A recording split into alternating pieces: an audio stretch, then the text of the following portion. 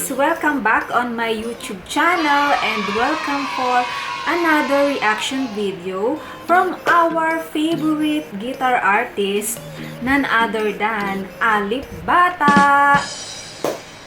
If you're not new on my channel, you know that I'm a big fan of Alip Bata and most of my reaction videos came from his covers. And now we are going to react on one of the viewers requested song, and the title is Kiss in the Rain. Kiss in the Rain. This song is another emotional song if you are familiar with this song. Are you ready, guys, to start this reaction? So I'm ready. I have my tissue here in case that I can't hold my tears. So without further ado, let's start and watch this Kiss in the Rain. In 3, 2, and 1.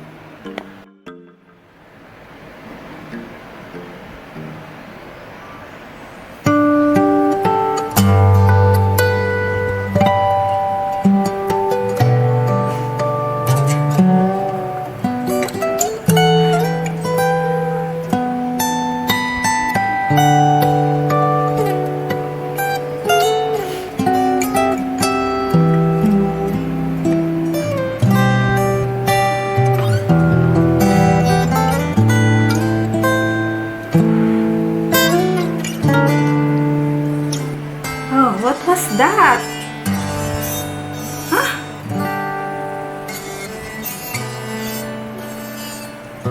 The sound is totally different now.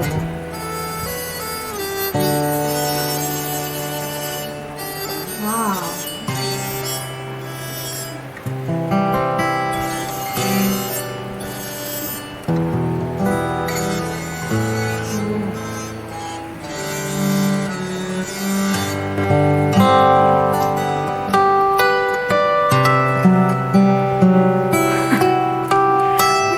That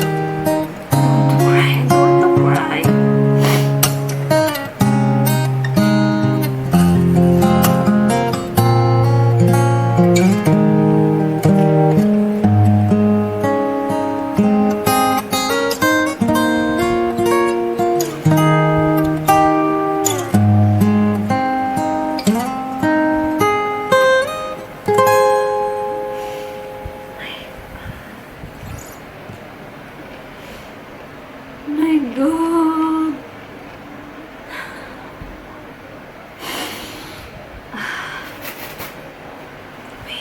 Wait. Yeah.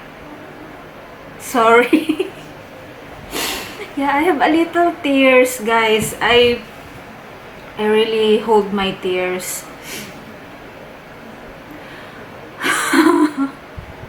Alip Bata, why you did this to me again and again? Oh.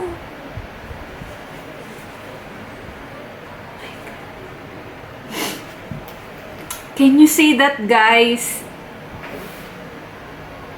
Alip Bata is also emotional while he was playing the guitar. He really feels the music. He's into the music, and you know, this song reminds me on how we must be grateful and be thankful what we have, like what is happening around us. You know, we are still blessed that even in these difficult times, we have everything that we need.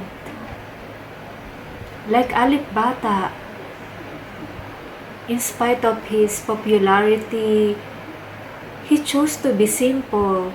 You can see that he is, even his life is so simple. He is happy playing his guitar, you know, to perform, to give happiness, and to inspire people. You can see how humble he is. I also want to thank Alip Bata. Because of him, I discover songs like this that I never heard before. I don't know Yiruma, this uh, the original artist who make this song. I don't know him. Only when I start to react on Alip Bata's guitar cover. So thank you so much, Alip Bata. You really inspired me to keep going on my content here in YouTube. And thank you so much to the person who requested this. Big shout out to you. And thank you so much for watching, guys. And to all the Alip fans who continue to support my videos, my uploads. Thank you so much. Terima kasih. And I hope you continue to support and keep on suggesting on my next reaction video. Just feel free to comment down on our comment section. So thank you for watching, guys. This is the end of my reaction, and I'll see you again on my next video. Bye bye.